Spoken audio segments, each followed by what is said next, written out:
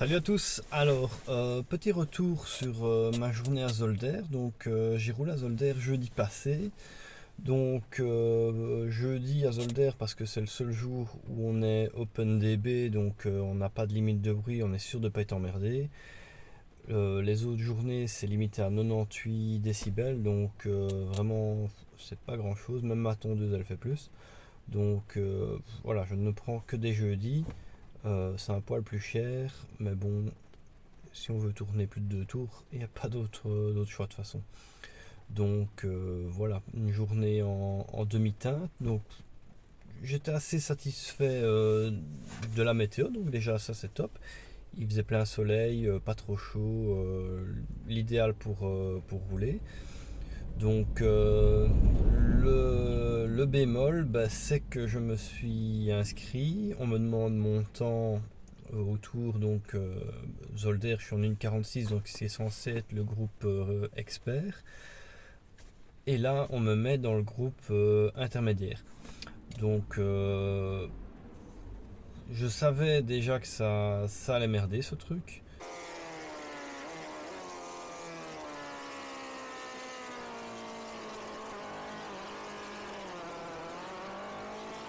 Et en roulant, ça bouchonne tout le temps, c'est super désagréable. Et évidemment, il n'y a pas moyen de taper du chrono. Donc j'arrive à la première session à faire une 49. La deuxième, je fais une 46. Donc je me dis, ben voilà, en regardant les timings des experts, le plus lent des experts était en 1,51. Donc je me dis, bah, d'office, ils vont me rechanger de groupe. Et là, bah, surprise, je reste dans le groupe intermédiaire. Je sais pas pourquoi. Donc je pense que la prochaine fois que j'irai à Zolder, je chipoterai un peu sur le temps, j'essaierai de négocier, mais c'est pas possible quoi, parce que taper du chrono en étant bloqué tout le temps, c'est vraiment la merde. Et en regardant les chronos de l'après-midi, bah là j'étais en 1,47, 1,48, tout le temps gêné. Et en regardant avec le GPS de la moto, le système d'enregistrement de données, là, je suis en 46 ideal time. Donc, il segmente le circuit en 4 et en additionnant les meilleurs timings de chaque partiel, il sait dire le temps d'un tour idéal. Et donc, j'étais en 46 à chaque fois. Donc, clairement, sans être emmerdé, je tapais la 46 à chaque fois. Si pas mieux, parce que bon, il y a toujours moyen de s'améliorer un peu plus. Si on a quelqu'un qui avance mieux devant soi, ça permet de tirer vers le haut. Et puis, on est comme crevé de devoir essayer d'éviter les autres, de devoir se faire chier. C'est vraiment pas l'idéal.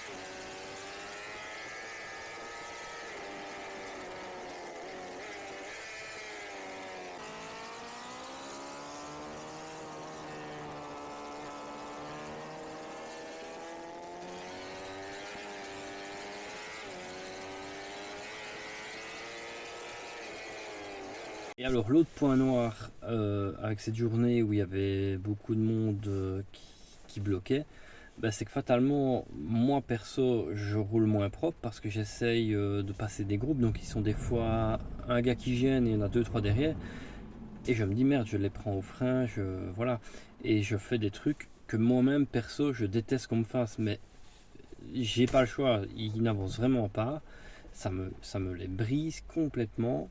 Je fais tout ce que je peux et il y a quelques fois où je me loupe au frein, où je freine vraiment trop tard, où je me fais surprendre par leur trajectoire aléatoire.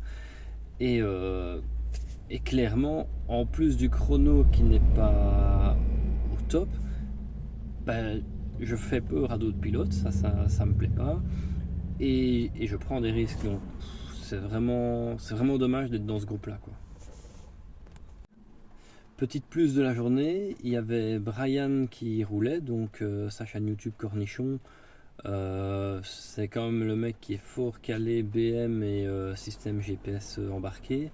Donc lui, il a permis de décortiquer mes problèmes. Donc ça faisait un moment que je râlais avec ce système BMW Lap Trigger qui enregistrait bien mes chronos au temps.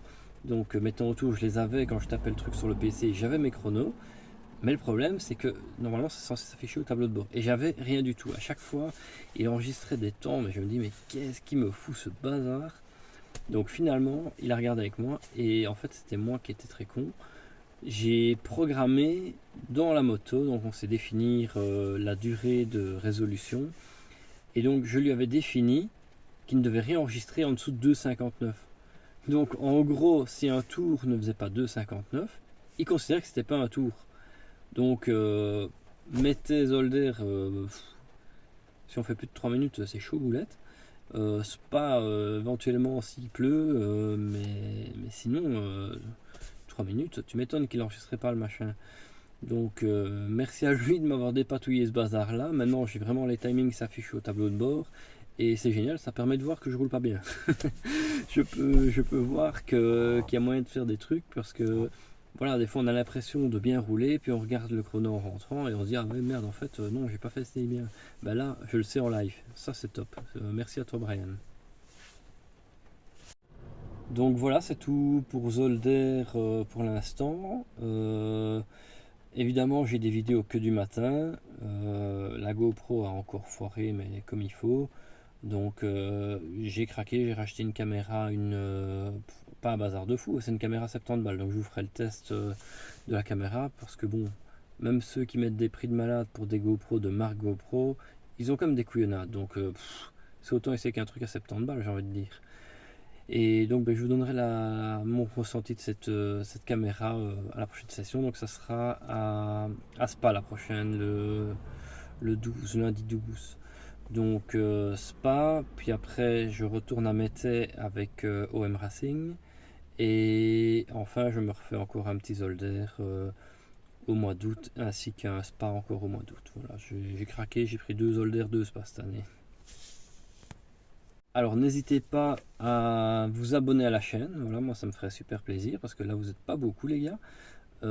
N'hésitez pas à partager, n'hésitez pas à commenter aussi, dites-moi ce qui serait mieux en commentaire, peu importe, toute idée d'amélioration est bonne à prendre et j'essaierai de faire ça au top. Voilà, ciao!